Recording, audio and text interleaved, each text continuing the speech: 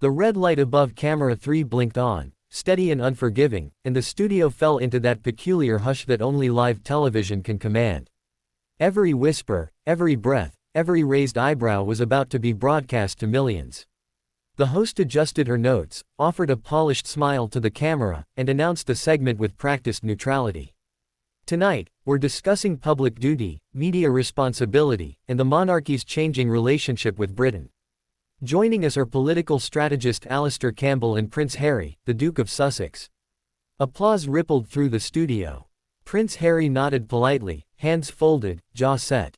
Across from him, Alastair Campbell leaned back in his chair, fingers steepled, eyes sharp with a familiar glint, the look of a man who had spent decades dismantling arguments under brighter lights and fiercer pressure than this. From the very first question, tension crept in like a draft through a cracked window. Prince Harry, the host began, you've spoken openly about stepping back from royal life. Critics say you still leverage royal status while rejecting royal responsibility.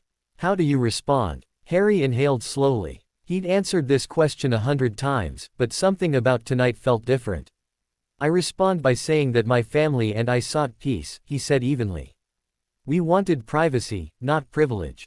We're working to create positive change, independent of the institution. Campbell tilted his head, lips curling into a half-smile that didn't quite reach his eyes. Independent, he echoed softly, as if testing the word's weight. The host turned to him. Alastair. Campbell leaned forward. I've listened to this narrative for years now, he said calmly, voice smooth as glass. And what strikes me, Prince Harry, is not your pain, because I don't doubt that, but the contradiction. You say you want privacy, yet every grievance becomes a global headline. You say you've walked away, yet you constantly define yourself by what you've left. A murmur swept through the audience. Harry stiffened. With respect, that's not fair. Speaking out about harm isn't the same as chasing attention. Campbell nodded, as though conceding a minor point. True. But there's a difference between healing and monetizing hurt. When suffering becomes a brand, people start asking difficult questions. The host shifted uncomfortably. This was escalating faster than planned. Harry leaned forward now, eyes flashing. You're implying my experiences aren't real. That the trauma I've lived through. I'm implying nothing of the sort, Campbell cut in, raising a hand. His tone remained polite, almost gentle, which somehow made it sharper. I'm questioning your judgment, and more importantly, your consistency. The studio lights burned hot.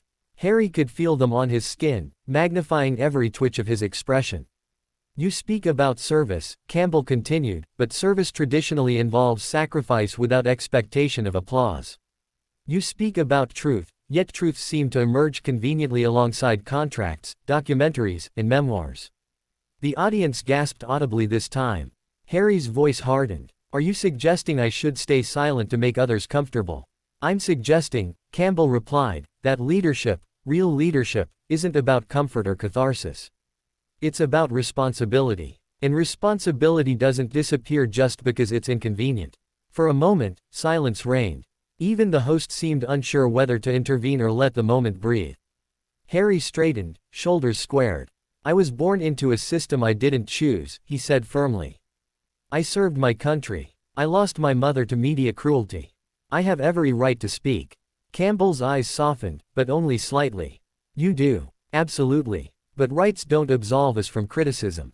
And criticism, Prince Harry, is not persecution. That line landed like a hammer. The host tried to steer things back. Let's talk about the media's role. But Campbell wasn't finished. There's something else, he said, turning slightly toward the camera. You present yourself as a man escaping the spotlight, yet you stand at its center, directing it, profiting from it, condemning it, often all at once. The public isn't confused because they're cruel. They're confused because the story keeps changing. Harry's cheeks flushed. People evolve. They do, Campbell agreed. But evolution requires accountability. And accountability requires acknowledging contradictions, not blaming institutions for them. The applause that followed was hesitant but unmistakable. Harry opened his mouth to respond, then paused. For the first time since the interview began, uncertainty flickered across his face. Not defeat, but calculation. He knew this wasn't just another hostile headline. This was different. Campbell wasn't shouting. He wasn't insulting. He was dissecting, calmly and publicly, and that made it harder to dismiss. "I won't apologize for protecting my family," Harry said at last, more quietly. "No one's asking you to," Campbell replied. "But protection doesn't require perpetual warfare. Sometimes, the bravest act is stepping out of the narrative you keep fighting." The host finally interjected, voice bright but strained. "We're going to take a short break." As the cameras pulled back and the red light dimmed, the studio exhaled. Technicians shuffled. Audience members whispered. Harry stared down at his hands, jaw clenched, while Campbell sat back, expression unreadable. Off camera, the atmosphere was electric. Producers exchanged glances. Social media was already exploding, clips circulating, headlines forming in real time. Brutal clash. Uncomfortable truths. Harry cornered on live TV. Harry looked up, meeting Campbell's gaze across the table. There was no triumph in Campbell's eyes. Only resolve. Whatever happened next, Harry knew one thing with absolute clarity: this conversation was far from over. And when the cameras came back on, the real reckoning would begin. When the cameras snapped back to life after the break, the atmosphere had changed. The casual chatter in the audience died instantly, replaced by a tense, anticipatory silence. Even the host's smile looked tighter now, as though she understood that whatever came next could not be contained by polite television manners. "Welcome back," she said. "Before the break, we were discussing public responsibility and media influence. I'd like to continue, but respectfully." The word respectfully lingered in the air. Prince Harry nodded once, though his posture had shifted. Gone was the defensive stiffness. In its place was something more guarded, more deliberate. Across from him, Alastair Campbell adjusted his cuff, calm as ever, like a chess player waiting for the next move. Harry spoke first. "I think what's missing from this conversation," he said, voice steady but edged with frustration, "is empathy. It's easy to analyze my life from the outside and label it contradictory. But living it is different. My choices were made under extraordinary pressure." Campbell listened without interruption, an expression of polite attentiveness on his face. When Harry finished, he nodded. "Empathy matters," Campbell replied. "But so does perspective. And perspective tells us that millions of people endure trauma without global platforms to process it. They don't have publishers, producers, or primetime interviews. Yet they manage to move forward without constantly revisiting the battlefield." A low hum rippled through the crowd. Harry leaned in. "So what are you saying? That I should just move on and pretend none of it happened?" "No," Campbell said firmly. "I'm saying that there's a difference between remembering and reliving. Between telling your story and becoming trapped inside it." The host watched closely, sensing the shift. This was no longer a clash, it was a confrontation of philosophies.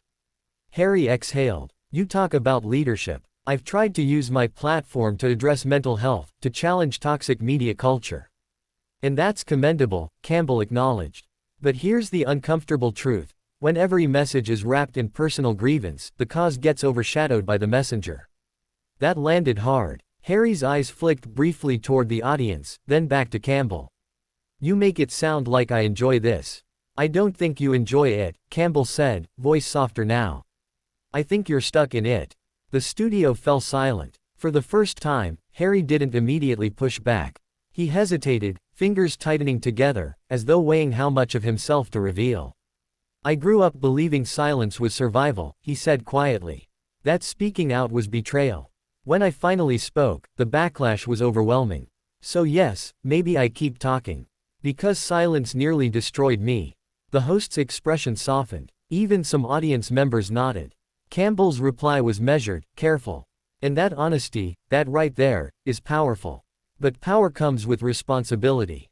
At some point, you have to ask whether the story you're telling is still serving healing, or whether it's keeping old wounds open. Harry swallowed. "You think I'm hurting myself," he said. "I think," Campbell replied, "that you're fighting ghosts while very real opportunities for a new chapter are waiting." A producer off to the side signaled that they were running long, but no one moved to stop it. This was the moment everyone would remember. Harry straightened again, but this time there was no anger in his posture, only resolve mixed with something like weariness. "Maybe the public doesn't want nuance," he said. "Maybe they want heroes or villains. I refuse to be either." Campbell gave a small, almost respectful smile. Then stop performing the role written for you, by the palace, by the press, or by your own past. The applause this time was stronger, more decisive. The host finally stepped in. We have to leave it there. As the cameras cut, the studio buzzed. Phones were already lighting up across the country. Commentators would argue all night about who had won, who had been humiliated, who had spoken truth to power. Backstage, Harry removed his microphone slowly. His face was composed, but his eyes betrayed deep thought. Campbell stood nearby, speaking briefly with a producer, then turned. Off the record, Campbell said quietly, I hope you find peace. Genuinely. Harry looked at him for a long moment, then nodded.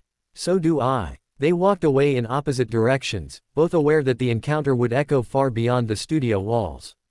By morning, headlines would scream about a brutal live clash and a public reckoning. Clips would go viral. Opinions would harden. But beneath the noise, one thing was undeniable. That night, on live television, Prince Harry wasn't just challenged by a political strategist, he was confronted by a question no camera could answer for him.